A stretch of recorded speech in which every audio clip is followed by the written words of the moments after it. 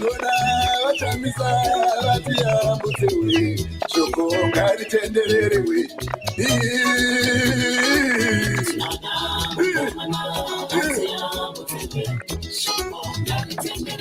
Karibara kasvika here shoko we vachamisa vatia mutewe Darweni rakasvika here shoko we vatia mutewe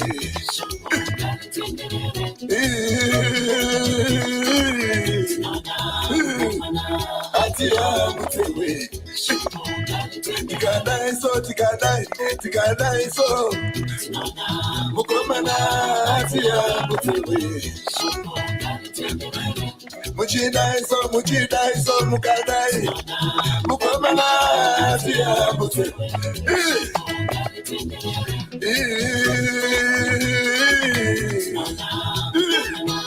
Atia mutewe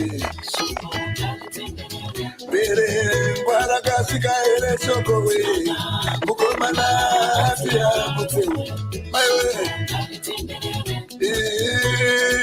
mukoma we Mawe atia mutewe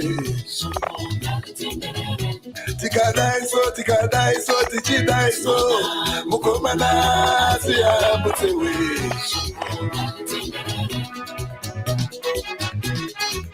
Tinoda mukomana atia mutewe shoko ngari tenderere Mukomana atia mutewe shoko ngari tenderere Diongoma okomana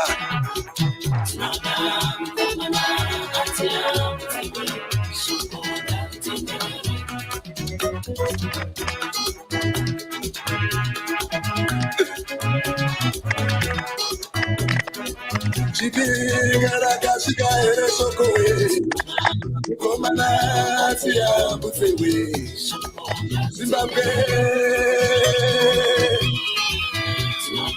mukomana atia mutewe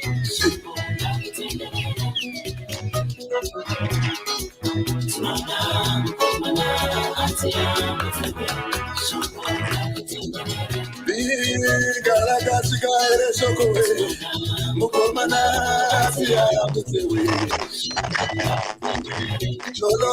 Chola kasika ere shoko we mukomana atia mutewe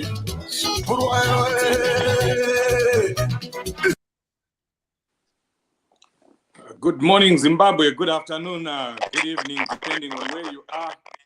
Thank you so much, Zimbabweans, for joining. I can see people are joining from all over the world here.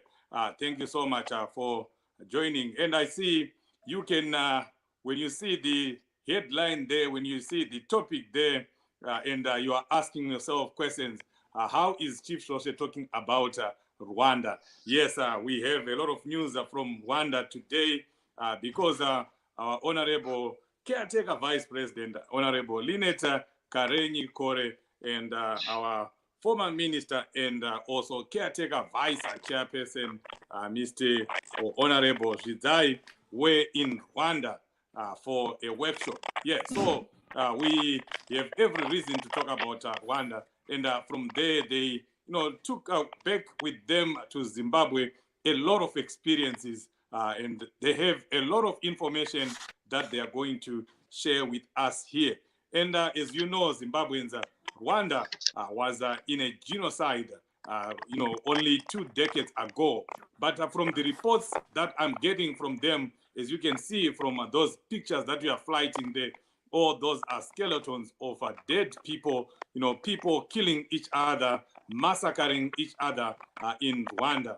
But if you look at present day Rwanda today, it is completely transformed. A nation, a country that has transformed itself from a nation of killings, a nation of bloodbath, a nation of genocide to absolute prosperity.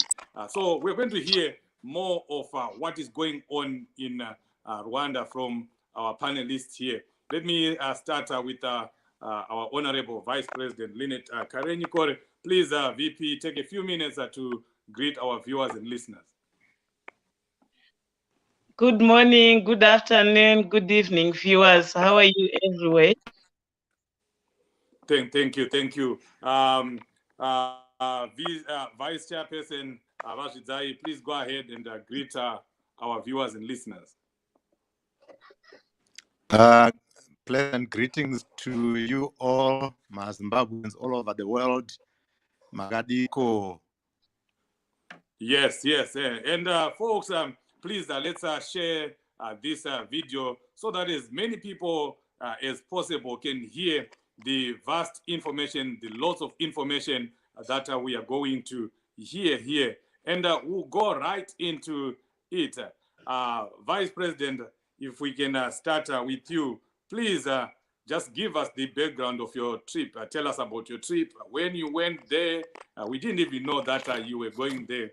Makangobuda munyika mukapinda mundege mukaenda ku Rwanda. Whose invitation? Who invited you? How many were you? If you can give us names and the purpose of the trip. Thank you very much, Chief. Rumwe Rwendo, taurai madzoka. Yes. Yeah, thank you very much, Chief.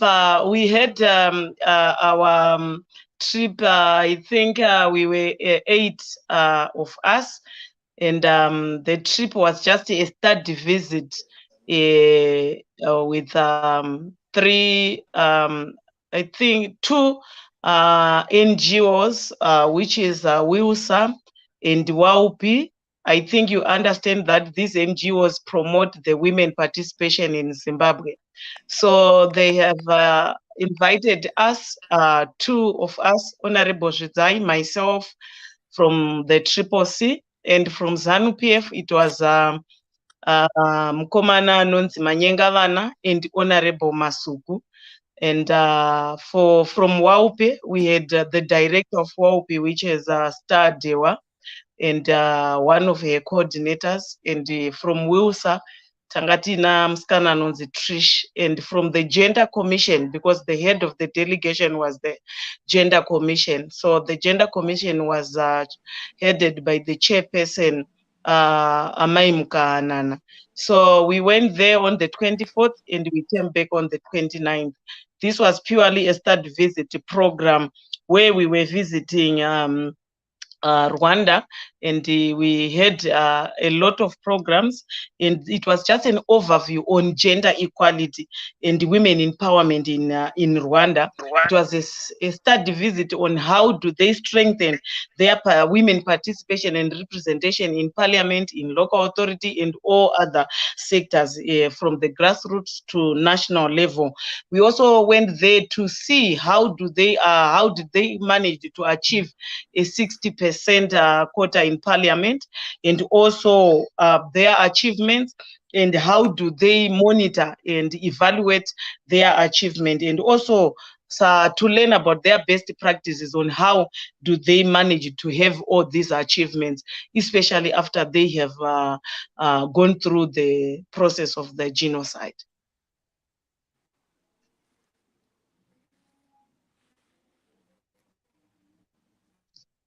Chance.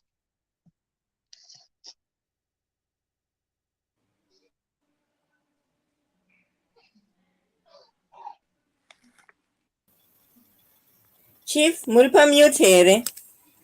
Oh my goodness. Oh my, thank you for that. Let me go kuna Mukanya there. Our caretaker, vice chairperson, you were part of the delegation, but you are a man, and we are hearing VP Kore talking about gender.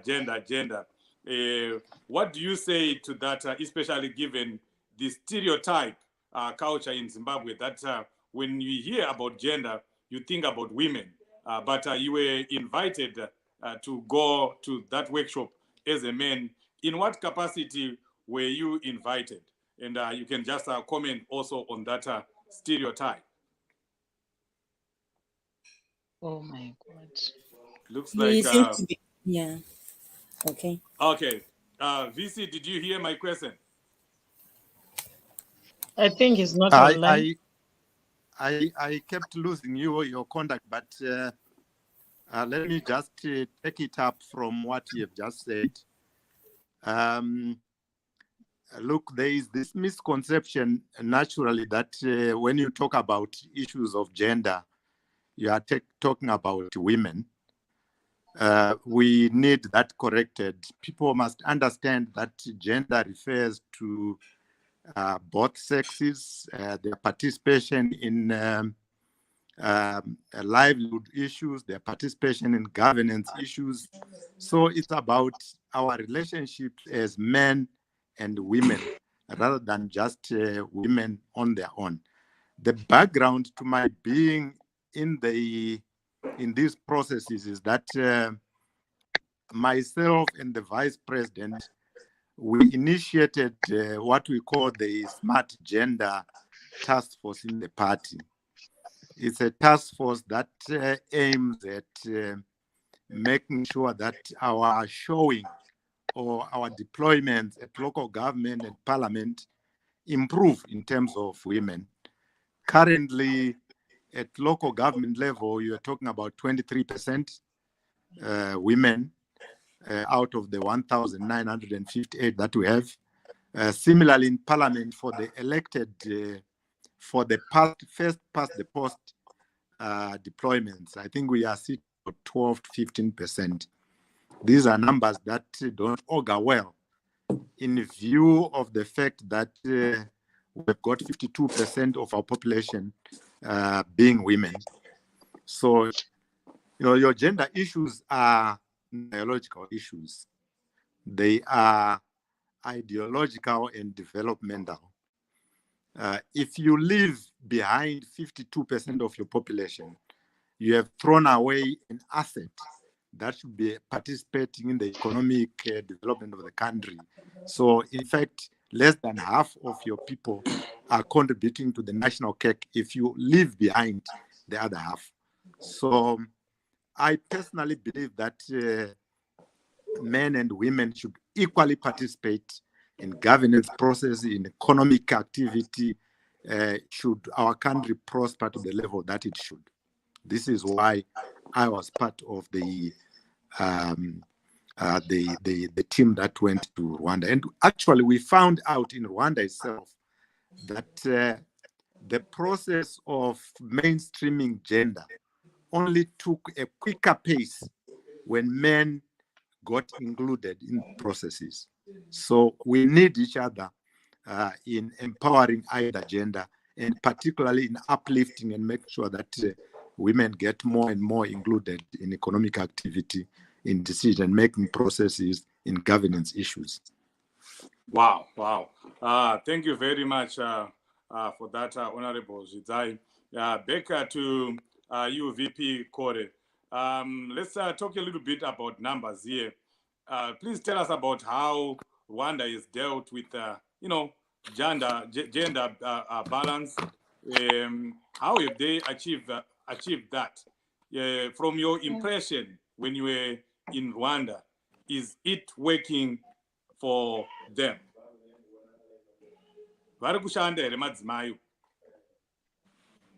Chief, I can't hear you. Oh, I was saying, is it working for Rwanda, the gender-based violence, gender-based balance? How is Rwanda dealt with that, and is it working for them? Are Chief's women being question. involved? Vadona Maikore. Oh, okay. She will definitely come back. We'll cross over to Gweru, where our vice chairperson is speaking from. There comes back Michael. Is she? She's back now. Okay. Can you hear me now, VP? I'm hearing you now. Okay. Yeah. No, I was saying you were in Rwanda. You met the women. You heard what they were saying. Is it working for them? And how have the Rwanda government managed to get women involved at the highest level?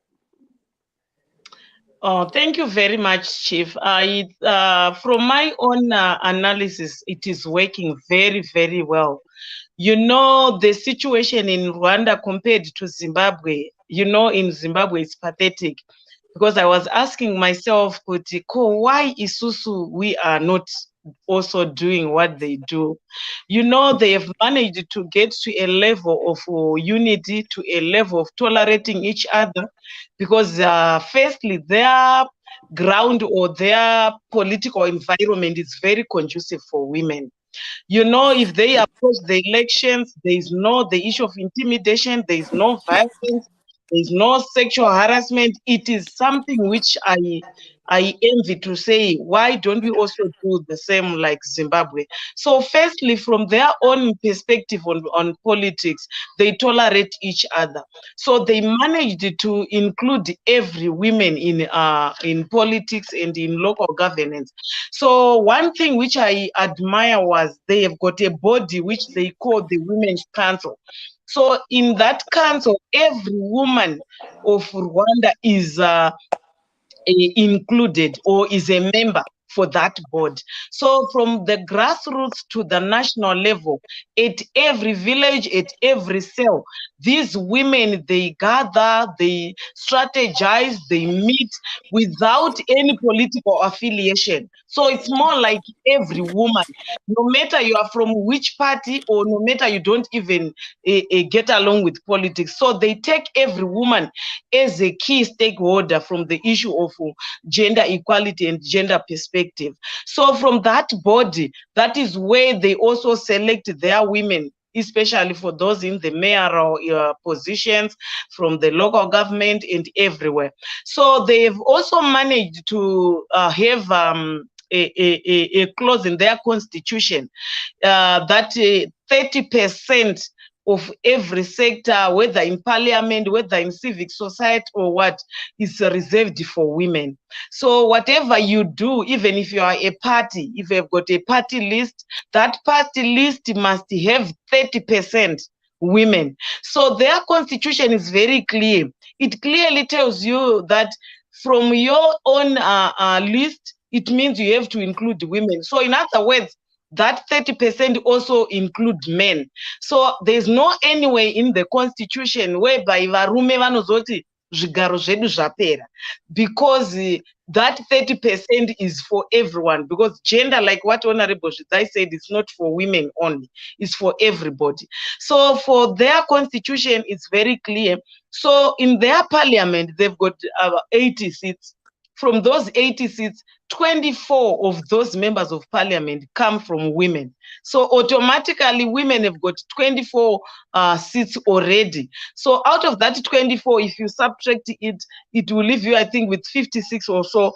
From that 56, it will now go proportionally to say zebra, men, women, men, women, men, women, men, women. So that's why they managed to have more than 60% in parliament. So it is workable. We can do it, but on our side, we really need to work, because for this, they've got even a parliamentary forum for women parliamentarians, but that forum doesn't have women only. Men also are members to that forum, of which compared to our country, it's very difficult, because we have got a women parliamentary caucus in Zimbabwe, is purely for women. But for Rwanda, is both men and women, which clearly shows you that they work together. And they really emphasized to say, we have to tolerate each other despite of these political problems and other challenges. And they will say, they said to us, we work as a team. And women cannot achieve without the involvement of men. So they work side by side. So that's why we have said to ourselves, yes, we want to achieve this gender mainstreaming, but we have to involve men. That's why Zvidzai and Manyengawana was also there. But in an nutshell, Chief, in Rwanda, they can work together and they can move as a nation. But Zimbabwe, we are still far away. Wow, wow. Thank you very much, VP. Folks, you can hear for yourself here the excellent women, the excellent work that the women in Rwanda are doing. Now, I think we're getting deeper here. Mukanya msabve pamakagara ipapo, ramai makamira pamakamira ipapo. Ramai makamira pamuri, musafambise kamera yenyu. Tozopesera taona. Just don't move your camera. Now we're getting into the nitty-gritties of this. To those who are just joining us, we are talking about the Rwanda experience here.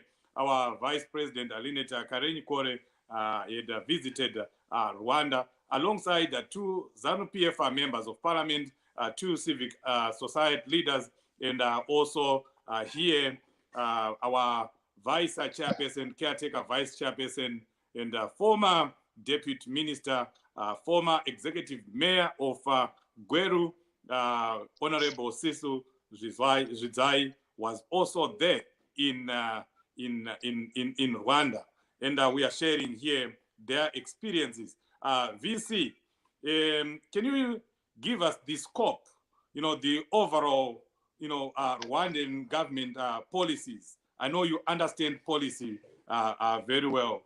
From what you saw and what you learned there, what is it that the Rwandan government is doing right that the Zimbabwean government hasn't done and maybe will never do? I mean, given the genocide and war issues that were besieging the Rwandese government. I might have missed you here and there, but if we are talking about issues of economic development, issues of gender inclusion, gender balancing, the key, most important thing is the political will. Yeah. It is very clear that after the genocide, President Kagame deliberately made sure that the losses, the adversity, genocide was converted and transformed to propel inclusive development. You can imagine after the genocide, a lot of men died. Many were involved in the genocide and were arrested. So post that sad period, there was much more women than men available to put shoulder on the wheel for the good of the nation. So the key thing is the political will from President Kagame. And then you look at the constitution, which also provides for a minimum 30% of women. But if you compare now with our Zimbabwean situation, we actually have got a 50% provision for gender and gender equality. But what is lacking in our case are the mechanisms, the political will, the tools to make sure that the 50% provision is lived, is realized. In Rwanda, you have got mechanisms to make sure that the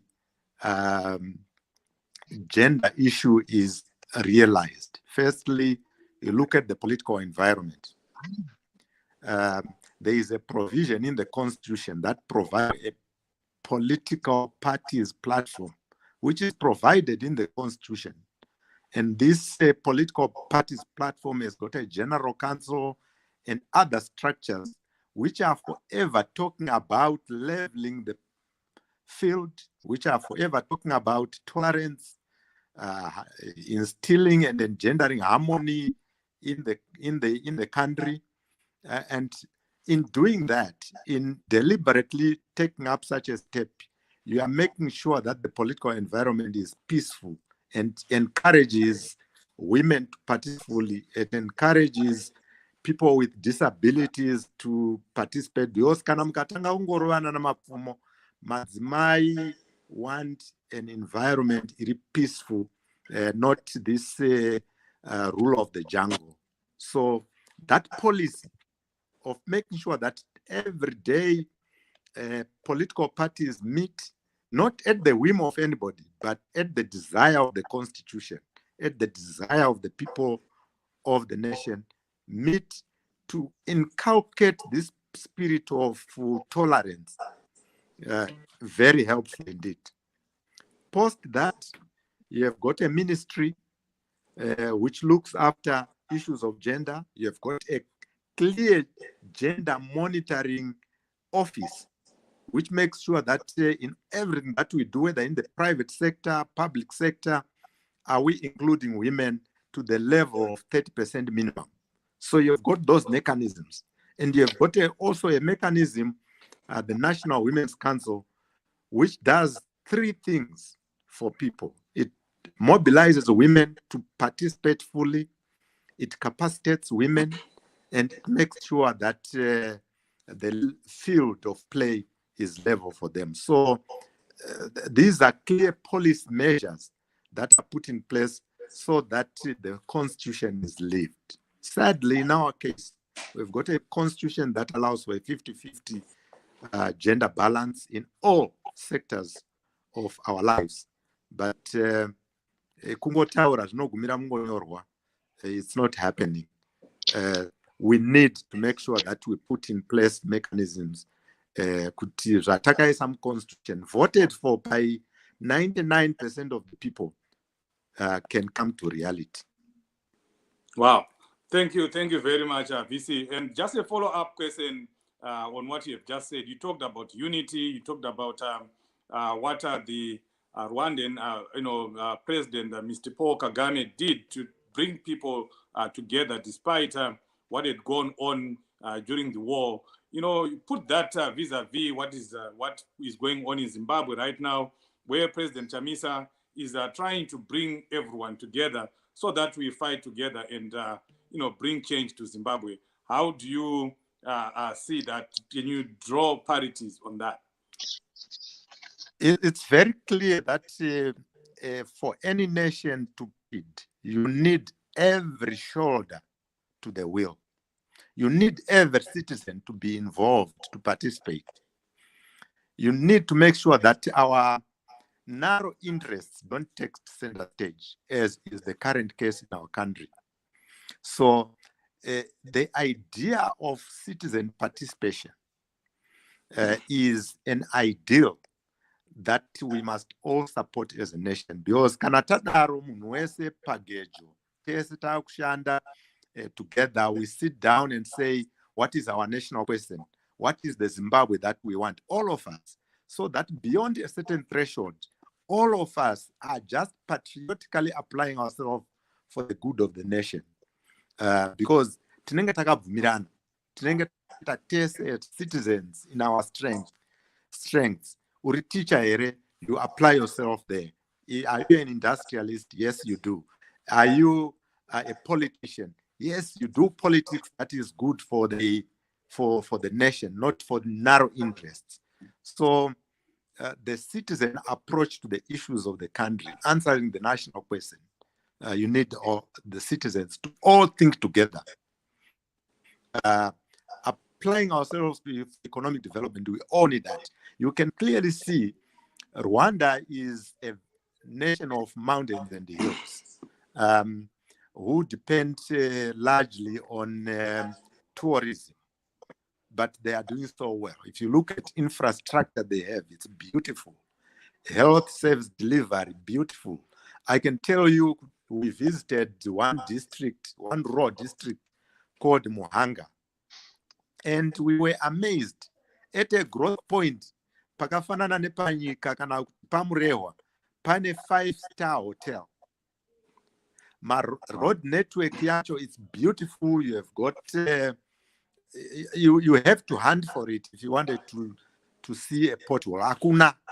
So because these people are thinking together, they are using the many resources they have got for the good of the nation. Isusu, we've got abundance of resources. We have got correct weather. We've got arable land. We have got minerals. We have got all, everything is there for a Zimbabwe that is good.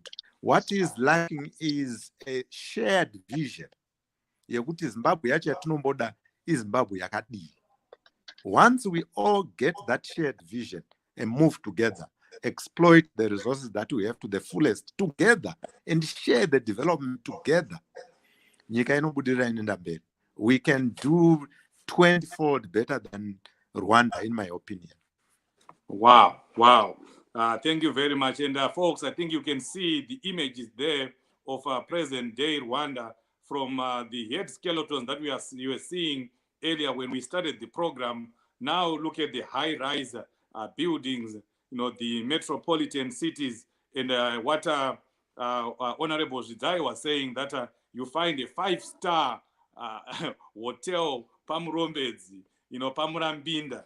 And, you know, you look at what we are doing in Zimbabwe, then you see that, you know, we do not have the right leaders in Zimbabwe. And we need to change those leaders and put leaders that put Zimbabwe first and develop Zimbabwe into a first world country like what Rwanda is doing right now. It's very unfortunate. And I agree with you, Simbarashe Jera. We need rural vote. Let's mobilize all people in rural areas to vote for change and vote for CCC. That's what we need. For us to be able to be where Rwanda is right now, we need to mobilize, and we need to do something about our situation. And going back to VP Kore as we round up. VP, can you walk us through, you know, some lessons that you learned from where you visited, the places that you went to, the factories, and the like?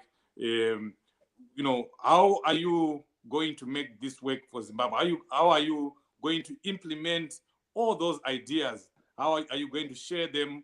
What are you going to tell women in Zimbabwe? Are you going to sit around with women leadership and Amayam Guido and others, and just give them, you know, the experience, share with them how you saw women helping Rwanda develop?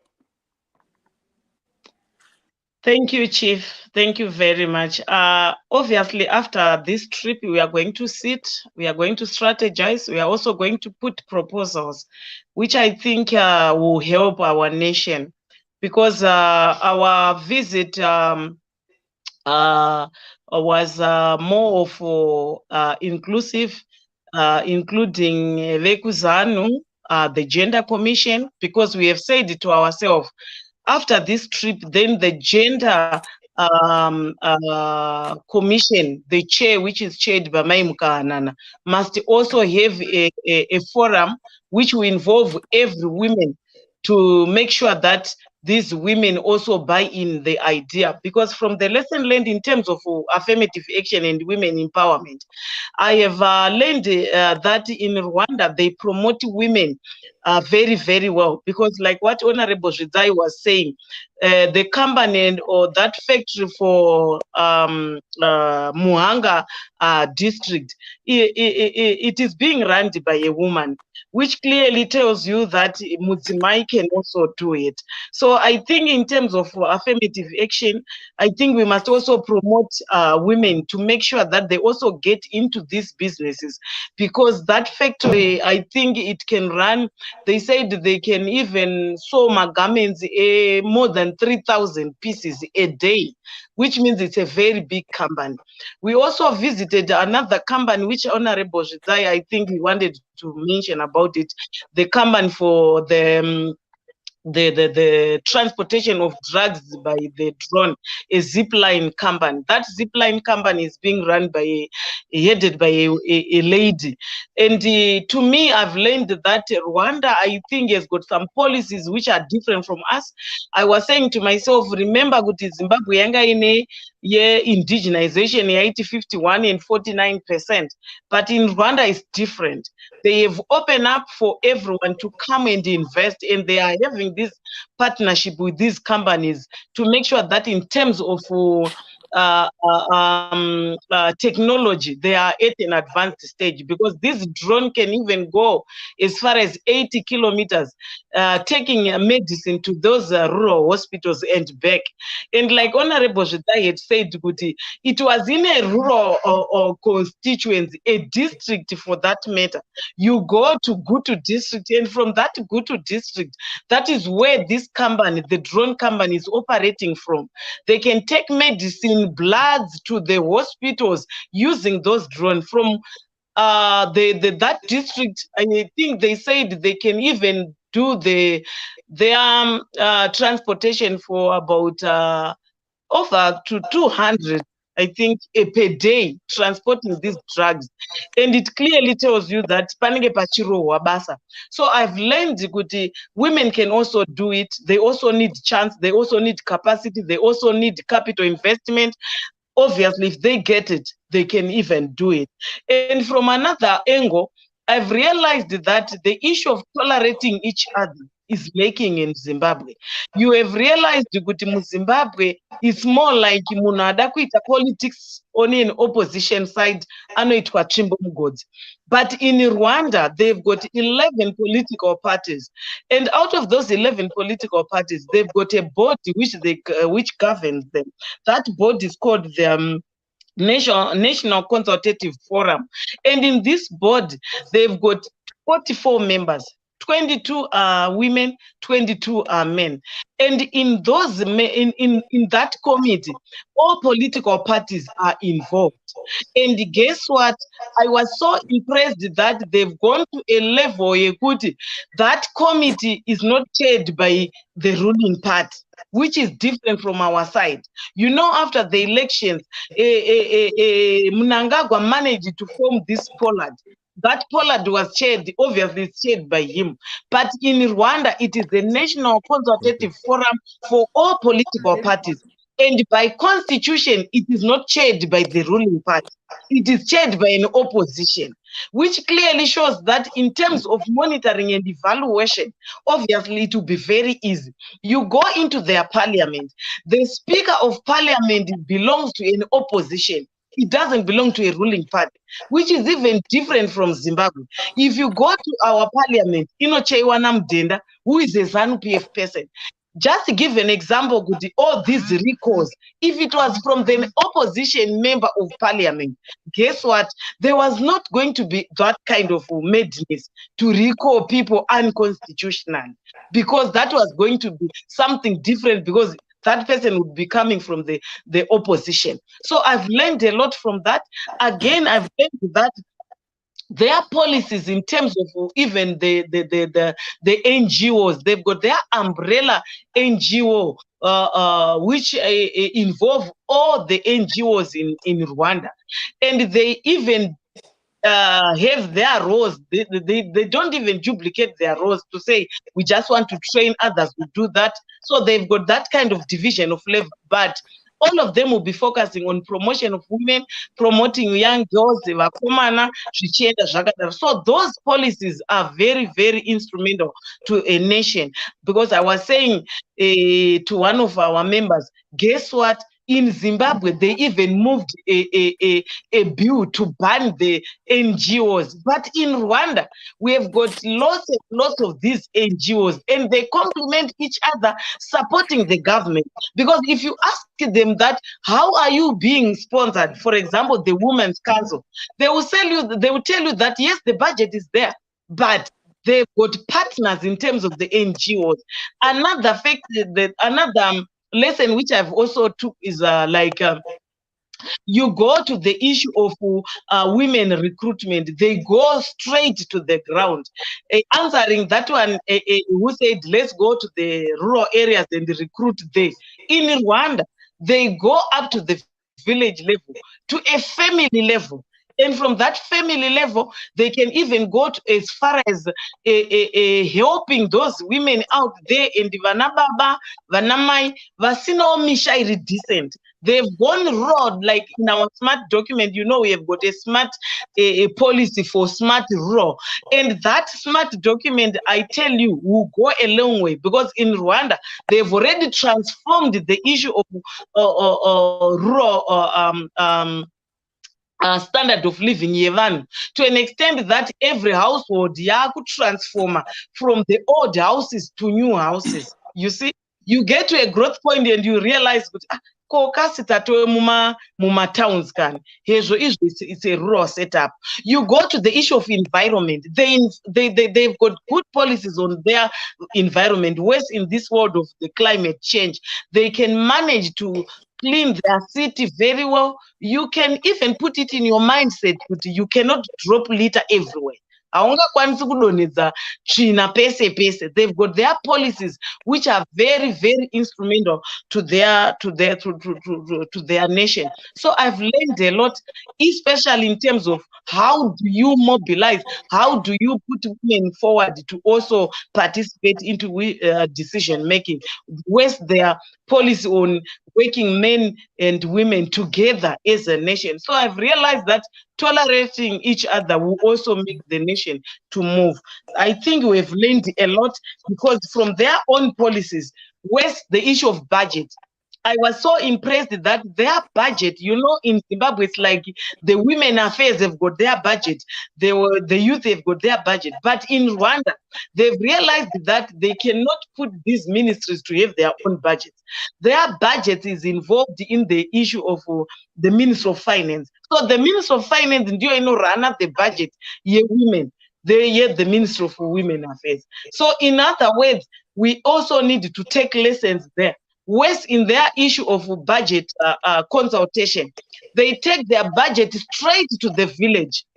Straight to the village. And I to say it's more like imposition to say this is our budget. You have to also to adopt it. No, they consult, they go down. So I've learned a lot from the experience of Rwanda. Wow, powerful. And I can tell you that's very useful information that you're sharing. And I know you're going to report back to the chief change champion, President Chamisa, and you also coordinate with other women in Zimbabwe. Thank you so much for that, VP. We'll come back to you for your closing remarks. But let me take an opportunity here to welcome some of our viewers. I'm seeing here our change champion for youth, our youth caretaker treasurer, Vimbai Maverudze. Thank you so much for being here. Our senior citizens, Mkomdara Mateu, Kwakadi, UK. Thank you so much. Mkoma Bandura, ku Zambia, uko. How is your book doing? Mashu Story, thank you so much for being here. Tatenda, Chinenyanga, Anzingapinde Hake, Mkomana, Enoch Mutandi, Ngapinde Hake, Mkomana. Yes, Mkomana Ngapinde, so that we can rebuild our nation, because our nation is at the graveyard, and we need to reawaken it. Only Mkomana can do that. As we round up VC, what would be the advice you give to President Chamisa, you know, coming from, you know, all this exposure and experience that you got? I know you're going to sit down with him and give him feedback of what you learned there. What advice would you give him? And if you were also to give advice, I know it's a rare question, if you were also to give advice to Emmerson Mnangagwa, what would you say to him right now? Thank you very much, Chief. There is very, very simple advice I would give to Mnangagwa to begin with. That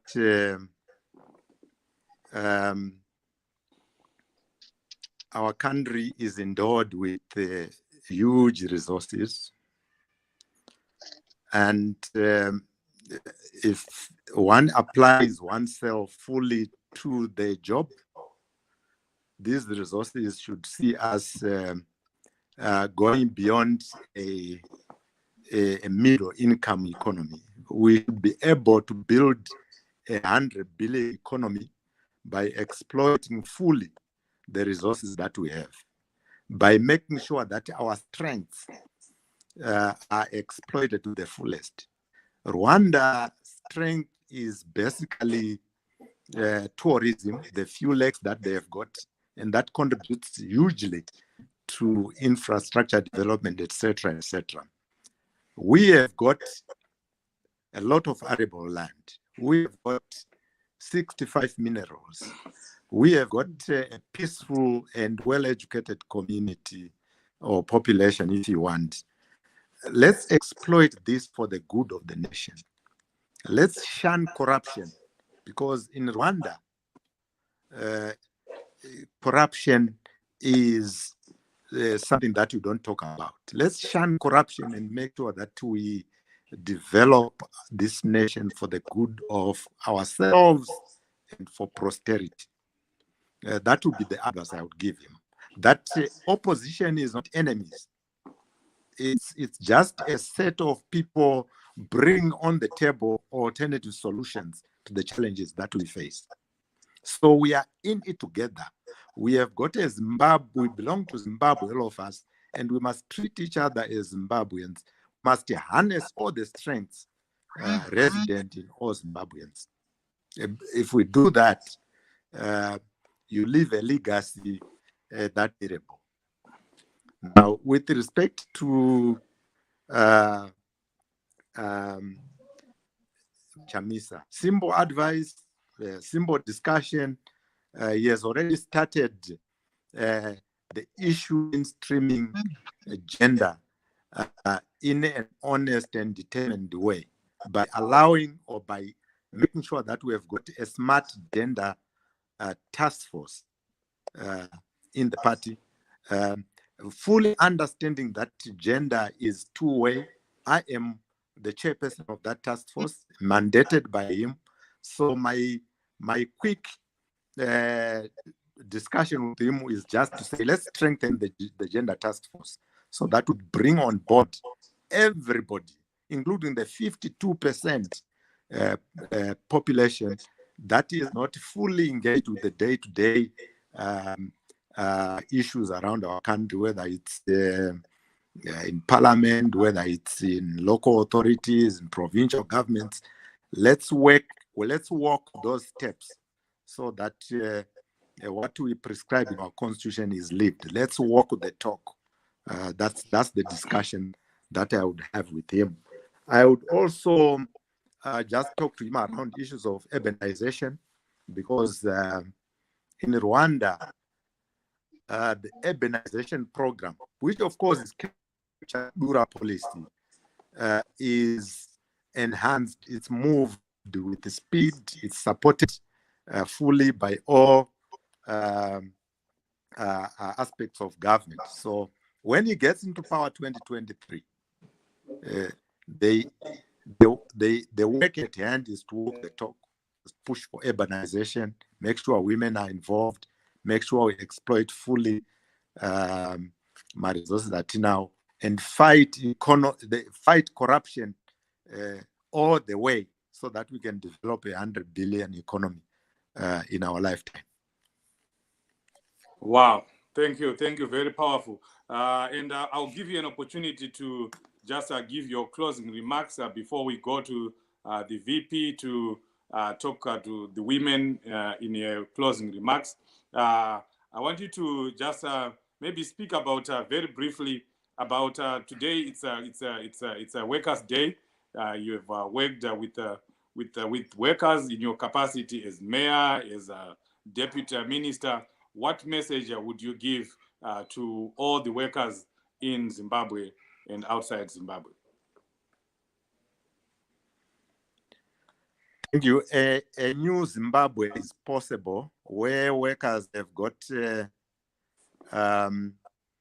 good jobs, where remuneration is meaningful, where they can afford medical aid and go to hospitals they afford, where they can send vana kuzvikoro zvakanaka, you know. So these are possible things, but those desires we have got, kunema obligations at now.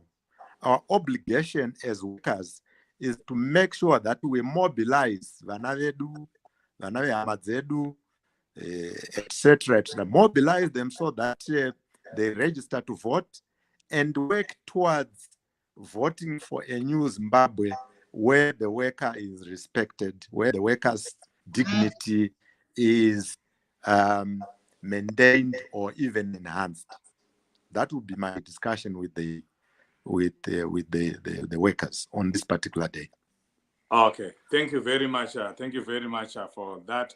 VP Karenyi, your last words to the people of Zimbabwe, in particular to the women that are here, the women in Zimbabwe, the women in the diaspora. I think you were given a lot of hope by your Rwandan experience, you know, that women can be in positions of power.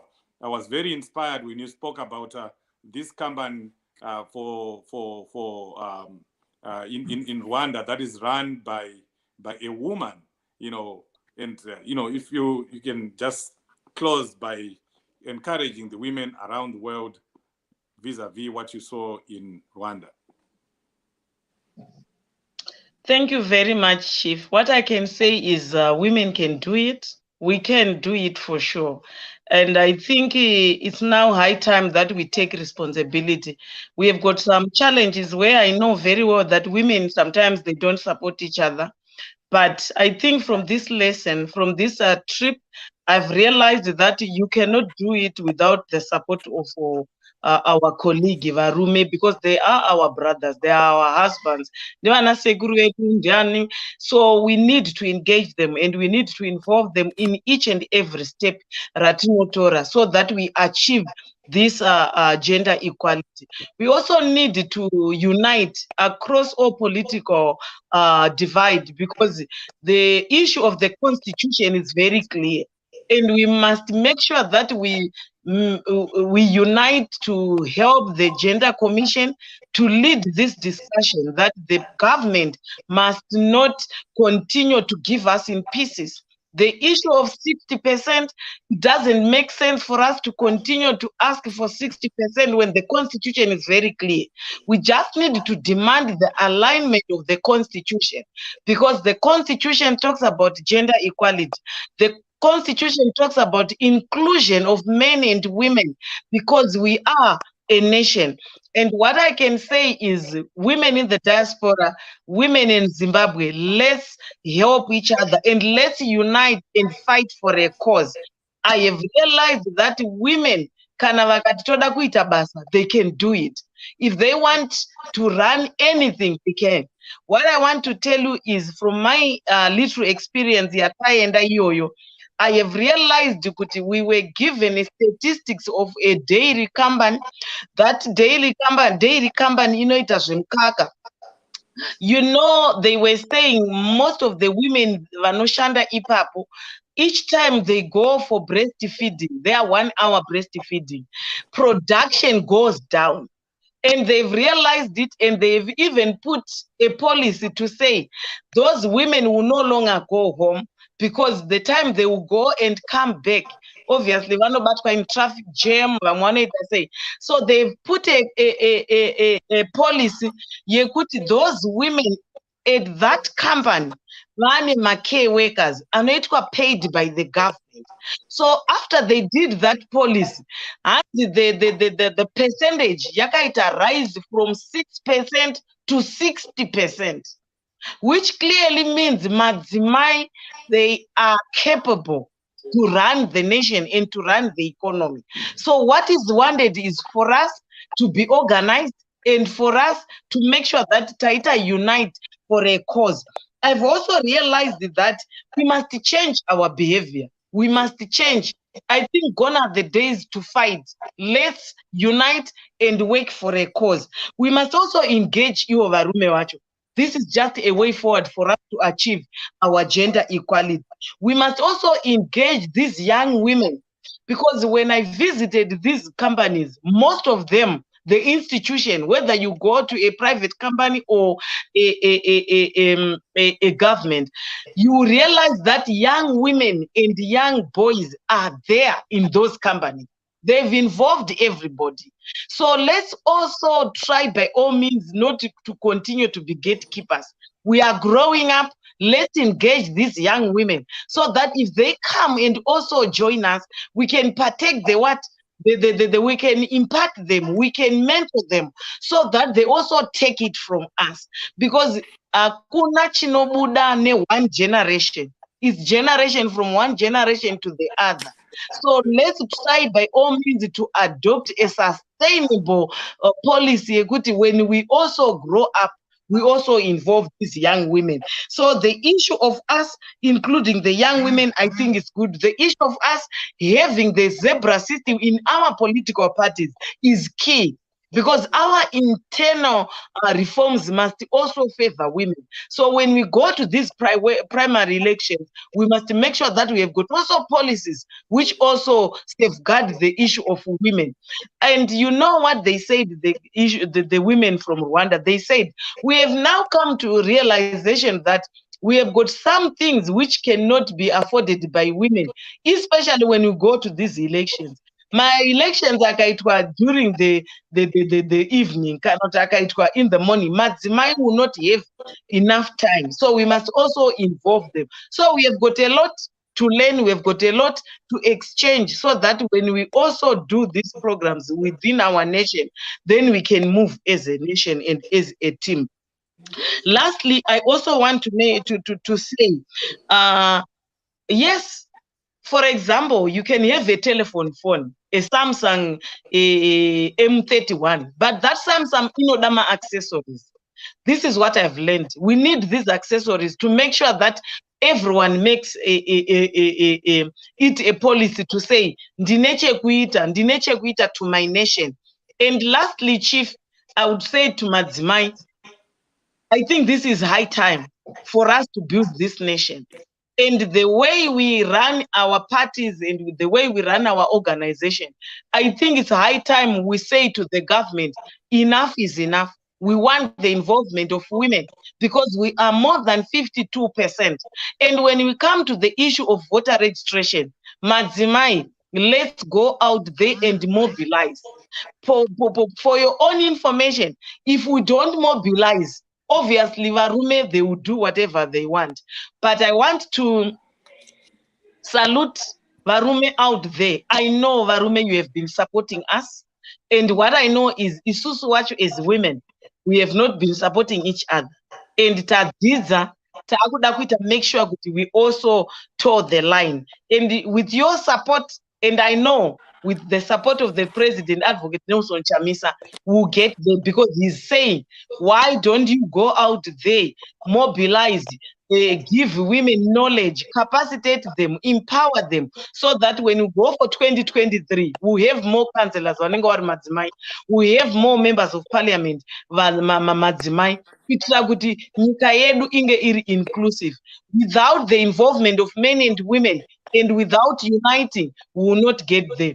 And lastly, Chief, I've learned that our slogan is the one, Shanda Kuku Rwanda, though it is not like what we do, but I've realized that iko kone kubatana kwao with the political will, with the involvement of all political players. It's one people, it's one nation, it's one vision, which is Rwanda, the policy. And I think we can also do it, because I have realized without us uniting, we will not get there. Thank you very much. Well. Thank you very much, VP. Keywords there, lots of things to take away. Women, it's high time you begin to support each other. And the men champions that have been supporting women, let's keep doing that. And of course, to the government, that there was a declaration here by the VP that women need to start being taken seriously.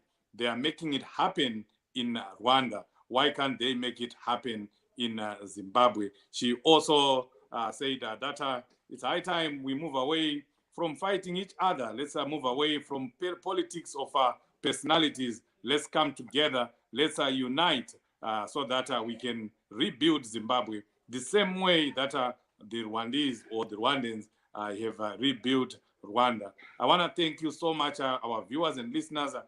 We were broadcasting on Change Radio, the radio itself, and we had over 200 people listening from there, and Change Radio YouTube, and also Change Radio Facebook page, where we have over 100 people. And we were also broadcasting from Koma Shepherd Judas page there. Thank you so much, Koma Shepherd, for all the work that you do in this struggle. We also live in on other Facebook pages here. And those who are here with us, thank you for being here. We appreciate you. This program will not be, complete without your involvement. Comment section, Yakapenga. We saw all the comment section, the comments, and we tried to read most of them, and we're still posting some of them here. Headmaster Burusa, our musician, thank you so much for being here. Tirovere kamwe takupinda kuma elections apo, Headmaster. Thank you so much. VC, tinokutendai nekuve kwenyu pano. Thank you for your contributions. And our team behind the scenes, Leo and Estella, we appreciate you. Thank you so much to those who are here. Remain here because we are going into news review in an hour's time, and we have more programs for you on your people's radio station, the citizens radio station, Change Radio. Thank you. Goodbye. God bless you. Thank you, Chief. Thank you. Thank you, Chief. Thank you, VP. Thank you, Sawi. Thank you.